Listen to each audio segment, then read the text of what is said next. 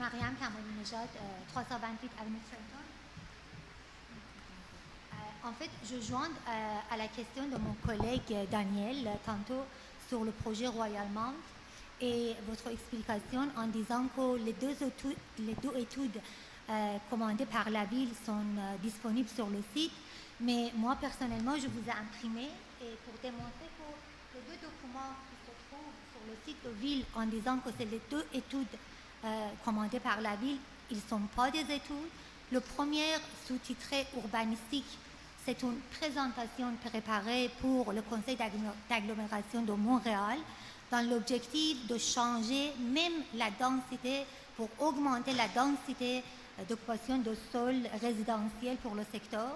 Donc, selon les informations que j'ai cherchées partout pour savoir que c'est quelle firme qui était mandatée pour cette étude-là, c'était la firme Provencher-Roy qui était mandatée pour faire l'étude urbanistique sur l'ajout progressif des logements dans ce coin-là.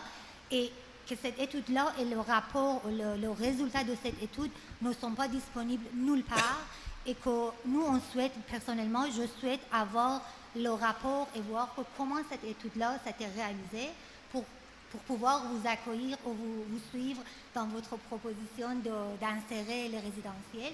Et le deuxième document, qui est le rapport fiscal de APSIS, c'est un résumé de 2 pages. Avec le titre, ça fait 3 pages. Donc, il n'y a aucune méthodologie présentée dans leur calcul. C'est juste un résumé avec des chiffres avec des dollars, des signes de dollars, en disant que le projet est rentable pour la ville de Mont-Royal.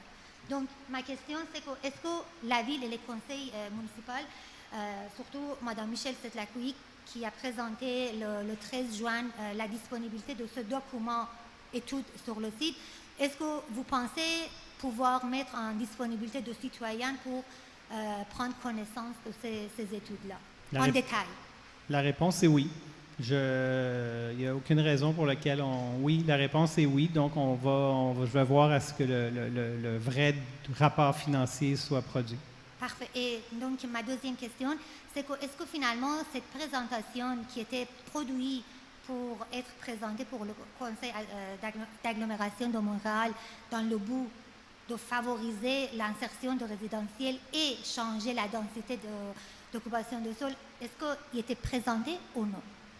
Non, il n'a pas été présenté. On a déposé un mémoire, je pense, en 2017, mais c'était le projet commercial. C'était pas du tout, à l'époque, on ne discutait pas du tout de la possibilité d'inclure du résidentiel. Donc, je ne crois pas qu'on n'a jamais produit de document auprès de l'AGLO dans lequel on parle de l'arrivée possible du résidentiel. Parfait. Est-ce que vous pouvez donner une date pour laquelle on peut avoir accès à ces deux rapports-là, le détail de APSIS et le rapport de Provencher-Roy? Je croyais qu'il était en ligne, le rapport de... OK, ben oui, je vais demander à quelqu'un de communiquer avec vous pour vous dire comment on va le rendre disponible. Parfait. Merci. Merci beaucoup.